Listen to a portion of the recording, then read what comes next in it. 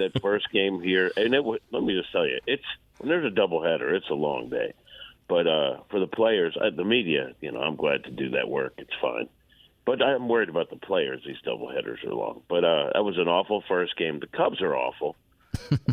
You kind of feel like the Cardinals when they don't hit. Like they had a couple of games in a row where the offense was quiet. You kind of feel like with this lineup, at some point, if they are quiet, there's going to be an explosion. So everyone's waiting for it. It's not like the Cubs have a ton of great pitching. And so I was glad to see that it did happen in Game 2. Thought there might be an explosion on the field, too, with all the Cardinals getting plunked. I was kind of glad to see that didn't happen. Ollie's comment at the end after the second game, when I asked him about it, he said, these aren't tryouts. I mean, you can't just plunk guys the way the Cubs were. It was kind of silly. But big night, for a bunch of guys. Corey Dickerson, 4 hits. He's in 390. 390 since the All-Star break. I don't think people saw that coming. Edmund had a big day. Our guy Kiz just keeps going and going. He's hitting like 330 in this, last stretch of games. He's been good, too. And Jake Woodford, I thought, was the story of the game. He just pitched an inning in the third on Sunday. He had barely pitched for the Cardinals, even though last year he pitched, in some big spots for him. And he was really, really good.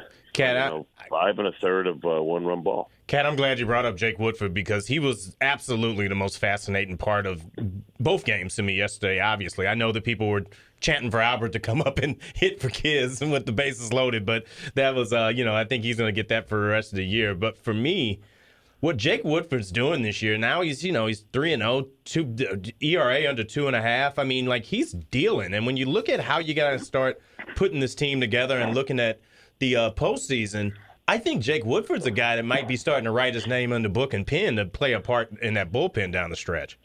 Yeah, so when Ollie said, these aren't tryouts, he meant the Cubs hitting guys, but really it was, I think, for Jake Woodford.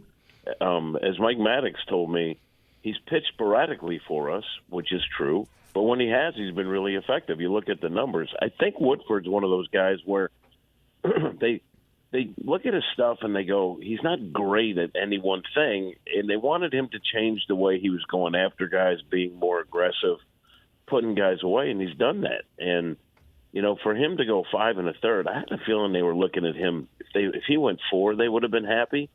But he went 5 1/3, and I think you're right. And the way Ollie was talking about him, he's a guy they're going to look at going forward for the postseason because he can fill a lot of spots for you. And I think he opened a lot of eyes last night.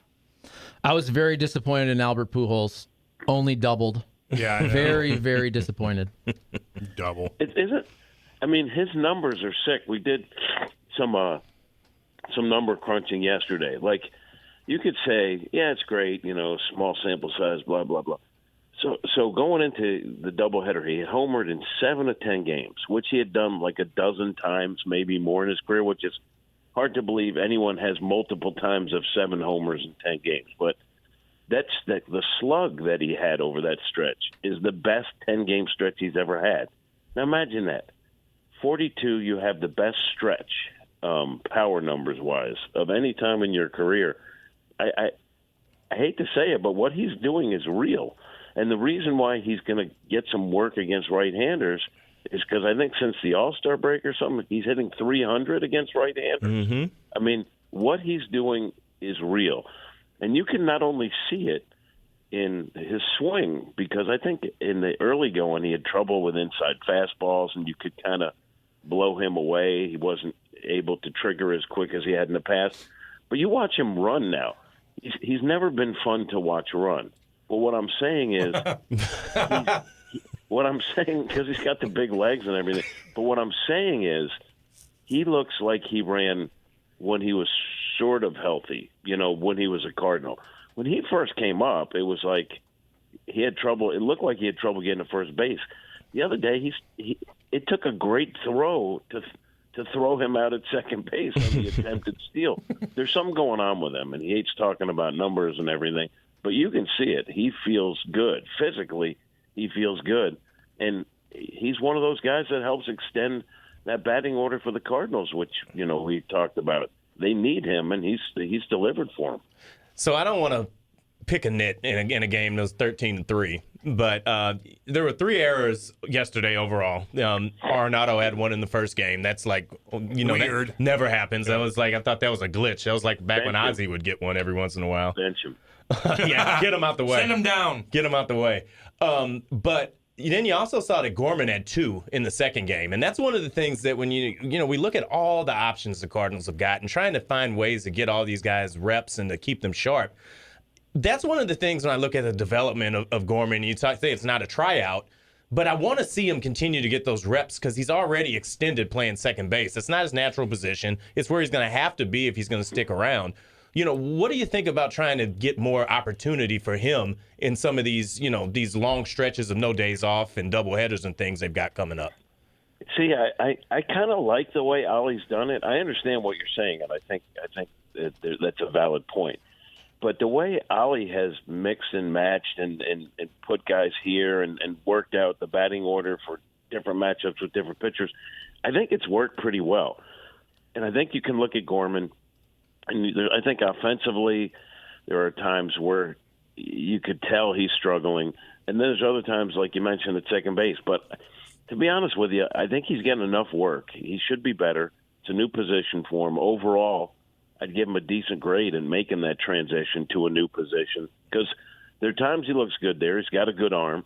He's, I think, more mobile than people thought. You just want to see him more consistent with the glove. And even though DeYoung has not been great at short defensively, I also like if you have Tommy at second and DeYoung at short, regardless of how DeYoung's going at the plate, because now after a fast start, he's kind of up and down again. I think that's their best defensive set when it's Edman at second, DeYoung at short. So I don't mind when they do that either. So I understand your point, but I think Ollie's done a pretty good job of making his way through this and making sure guys get playing time and stay sharp because that's going to be important when they get to the postseason, that you don't have a guy, who's played once in, 15, 16 games. How about our guy Tyler O'Neill hits an absolute laser beam. Can this be the start of this guy just figuring it out? He had the great opening day. Remember that home run on opening day? And then since then, this is a man who was 8th in the MVP last year. And imagine if he could get anywhere close to last year, what that would do for this lineup. Yeah, I think I said at the All-Star break, he's the biggest, the most important piece for the Cardinals because, like you said, if he could get some of what he had last year, that lineup that I think he can pitch to if he only had the big boppers hitting is much more dangerous as they lengthen it out. And, he was a fast start, and he had like a few injuries along the way. And I think before the last one, he had like a 15-game stretch where he was Tyler O'Neill again. Then he got hurt, and he hasn't been Tyler O'Neill since. And he has had some games where he strikes out, 3 times, goes 0 for 4, and you look at him and you go, he's lost again. Hopefully that can get him started, but I could tell you if I didn't get to talk to him because he was gone quick in the locker room. But if I asked him, he'd say something like, "Well, Jim, I'm just glad to hit one for the boys." He wouldn't really give you much on that. The thing I love about Tyler O'Neill, which I miss when he's not homering, 30 times, is how fast he gets around the bases. I love that, and he does that because people forget. Like, why does he run that fast around the base? He said, "I'm not here to waste people's time." I love that. I like that. Yeah, I do like that. Somewhere Scott Rowland smiles every time he sees Tyler O'Neill get one out. Hey, Jim, far be it from me to tell you how to do your job, first of all. What did he do wrong? I'm not going to do that. I'll do it. He hasn't done it. I don't want to stand on Charlie's corner too much, but you made the comment, saying it's time to bench Arenado. Well, I think going into today, obviously you said that in jest about his error in the first game. I think going into today, the place to start with Ollie is going to be, I noticed that Nolan had an error in the first game. He came back. He was playing DH in the second game. Anything behind that with your confidence in how he's performing this year, or is it just happenstance? I don't know. I would hit Ollie with that one because Lord knows he hasn't had enough questions he doesn't want to answer this week. Ollie. Wait, are you saying that they did bench Arenado? I'm saying I feel like this could be a conspiracy that's being overlooked, and you being the journalist that you are, I want for you to bring it forward. Hey. Well, I watch the games, and I noticed that Ollie does that quite a bit, where he'll DH Goldschmidt or DH Arenado. Look, you got to rest those guys too. I mean, Yeah. You have to rest them, especially now you're playing 5 games in 4 days at Wrigley, and that's not a great field in terms of comfort for the players. It's like a brick out there. I like what he's also done resting those guys, maybe even a little more. Because here's the thing: between Nolan and Goldie, I mean, every single day they're pulling the rope for the Cardinals. I mean, the load that those guys carry is bigger than anyone. So yeah, to be honest with you, if Nolan says I'm not running out ground balls, I'd be like, good choice. That's fine. Well, and that's why it's glad to have games like yesterday where they're taking a breakdown, but you have the bottom of your lineup hits 500 between Gorman and O'Neill and Dickerson, Kiz and Edman. They hit 500 and they really carry the weight of that big score last night. You got to have games like that. So absolutely. And let's be honest, you should beat the Cubs. That's not overcomplicated. No, I mean, like you should beat the Cubs. Like you or I could be in the lineup, and they should still beat the Cubs. I'm not trying to dog on the Cubs, but no, feel free. Sounds like you are. Yeah. Okay. Well, the Cubs fans deserve better. I mean, it's not a good lineup. They got nothing. I mean, no offense, they got a couple guys who could do damage. But if they score a lot of runs on you, that's on your pitching staff because they're not really good. They're not good, particularly defensively, and they're caught shorthanded with their pitching now, where we're seeing, game after game, someone making their major league debut. Mm-hmm. Today, I think it's Luke Farrell, who's been in the bigs before, but has been mostly minor leagues of late, right-hander. The Cardinals should do damage against those guys, and they should be able to do damage even if the big boppers aren't in there. I mean, to me, that's just being fair about it. Yeah, Jimmy, last one for you, bud. You know how when we come into this show, I play the home runs, and we listen to Danny Mac, and he brings the heat, and everybody gets excited. I got a bone to pick with him on a couple of these last night. He didn't have the energy. Well, he didn't have the energy, and I didn't like it. He didn't know if it was going to go out. No, he wasn't paying attention. No. Tommy Edman's homer. He didn't even know. He bombed that thing. I don't think he was paying attention. Just make sure he's, we got to take care of the people in St. Louis, Jimmy. And I get him riled up with Danny Mac's calls, and he's just not enough energy. That's it. Just relay that to him, please. Thanks. All right, that was a long game, and if memory serves, the Tommy Edman ball didn't seem like it was going to go. So I don't. There are times where I'm not like focused on the call. I'm looking at something else or whatever. All I know is that there have been some great moments, and I'll give Danny Mac his due. Yeah, some great moments for the Cardinals this season, and he has vocally provided the perfect backdrop for him. Yes, he's really good at capturing a big moment. I know he is, and I'm just giving him a little crap because we love him and we love getting pumped up in the morning, Jimmy. But keep doing your thing. I know you're working hard. We'll be watching. We got a big interview coming up here, so we got to get kind of prepared for it. All right, I'll be back Friday, boys. Right on. Jimmy the Cat Hayes, live from Chicago. You can sleep in, though, if you want. If you want to just take the Friday. No, we're going to do it Saturday, Jimmy. I'm going to come back with a bunch of political hot takes because I know you guys haven't had any. Jimmy, I need you back here for some of this. I need some help with it. All right, buddy. Boys. See you, buddy. See ya. Jimmy the Cat Hayes. Can you ask the cat why he didn't interview the blonde with the great rack and the white shirt after the game? Fishy, I wanted to know. I don't know. He keeps jumping in on that. Hopefully Albert can pass a random MLB piss test. He's defying nature. Something is up. It's the Cougs at Whole Foods. We went over this yesterday. Whatever. Hey, yeah, like he's in a different spot in his life now. He's hitting 277 now. Albert's out there, man. His beard's fresh. His hair looks good. Well, that's quite an allegation text line. I'm just saying. That has not worked out historically well in St. Louis to make those insinuations against Albert. Timmy Van Gelder, of course, mailed in Marlowe would find something to bitch about spending a day at Wrigley. I'm in my best big Walt voice. Jesus, what were you bitching about? I love Wrigley. What I'm saying is I wouldn't want to spend 15 hours at Wrigley Field. God, no. By the way, all due respect, Cardinals are really good. Are you really that interested? Besides Albert. Albert is making every game interesting. Other than that, it's not that interesting to watch the Cardinals beat up on the Rockies and the Diamondbacks and the Cubs. Now, I'm very excited to see what they do against the Braves. But you're beating up on the teams you should, so I give them all the credit in the world. But I'm sorry, I'm not really into watching you beat up on crappy teams, except for the fact that Albert Pujols is providing us fantastic memories. But if you give me a Braves series, you give me a Mets series, you give me a Dodgers series, I'm locked in. Fair. Albert Pujols has hit a home run off of 449 unique pitchers and has faced 1,755 unique pitchers. Albert Pujols has hit a home run off of 3.94% and has faced 15.4% of all unique pitchers in recorded MLB history. Those are the highest percentages in MLB history, legend. What does that mean? Unique pitchers. What's unique Different. about them?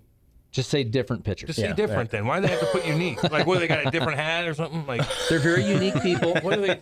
They're all special in their own I way. hate reading those kind of texts. That was terrible wording by whoever wrote that. Greg Harvey. Jackie sent it here, but Greg Harvey. There you go. Oh, that's my guy. Steroids should be allowed and encouraged after 40. going up your alley right there. Kurt Warner's like, it's divorce rage. Divorce rage home runs. Albert Pujols has hit the most unique divorce rage home runs in baseball history. Man, oh man. Let's see here.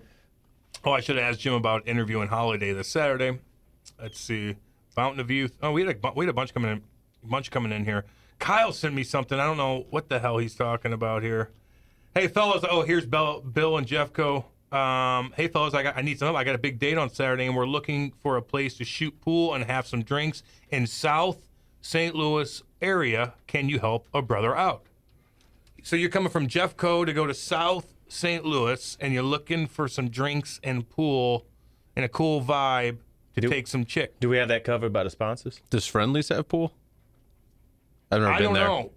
Pool's tough now. I don't know. If you're willing to go to Western Illinois, Why don't you go to? Yeah, is there pool tables out there? I would hope I so. would think there's something. There's probably Yeah, some go to stuff on there you don't want to Western see, but Pillow fight. That's all you got to put in. Pillow fight. She'll love it. Somebody put it. Anytime you guys put something on the YouTube on the text line, I'm afraid to click it for some reason. See, Kyle goes. They're coming in. It would be very smart for the Cardinals to get Jake Woodford into a rotation until Jack Flaherty can come back while transitioning Dakota Hudson to the bullpen. Give that a little run and see how valuable a weapon Hudson can be in the bullpen. Got to use them somewhere. I don't know if it's starting games off the way the team's shaped up right now. But in the playoffs, do you really see a role for Dakota Hudson? Not the way it's shaping up for him right now. Although you'll probably need everybody. I disagree with Ali. It is an audition, especially if you get Flaherty back, and I don't know if Matz comes back. I know that's kind of the rumor, but if he does. But, I mean, if you get Flaherty back and you got all those guys to figure out, it's definitely an audition for that pitching staff right now. By the way, if you are, whoever texted that in, I want to go to the pool. Bill and Jeffco, if you, don't forget, if you do go over to Western Illinois and you want to go to Diamond, Country Rock Cabaret, or Scarlet's Cabaret, all you got to do is go to the guy and say, hi, pillow fight, come on in, save that money, and spend it in there. Just letting you know. Albert's numbers are fantastic. It's nothing like Wilt Chamberlain's 50,000 he betted. That is not true. I think it was 20K. It was 20K, and that's not true either. 10K is tough. 5K is tough. I don't know. Fidel Castro, I think, Now that's a different. allegedly was in the 50 range. There's a couple kings back in the day. Well, we're all related to one dude, and I think his name's Genghis Khan. Mm-hmm. You know, he was slanging. Genghis Khan and Thomas Jefferson are responsible for all of America. Thomas Jefferson. They're finding all kinds of crazy things in some of our founding fathers' old homes, skeletons and stuff. Crazy. Ben Franklin found a bunch of skeletons in his basement, literally, in his house they found in England. Yeah. They could have been like doing research on him and stuff. Who Nice. knows? What if he was Jack the Ripper? Oh, Wow. Jack the Ripper was created by the Queen of England Wow. to subsidize her police force. Wow. I'm starting that. I just said allegedly. I'm going to start that rumor. Oh, conspiracy theory, here I come. Jack the Ripper. I was Jack the Ripper 5 years ago for Halloween. Am I wrong about this? Was Jack the Ripper, did he kill mostly prostitutes? Prostitutes, yes. Yeah. Him and ain't easy. He was But being a about he prostitute was stuff. about principles. He was. He probably was never late for church though. And he would do really bizarre, and it was like perfect, like only a surgeon can do what he did when he. I went on the Jack the Ripper tour in London. Yeah. Kate and I think that It was you talk about legs worn out walking around old London, and God, I love it. it's like sprinting on Laclede's Landing. Oh my God! You talk about your shin splints. I know you're right. Little cobblestone. I felt like I'd been awake for 2 days after that thing.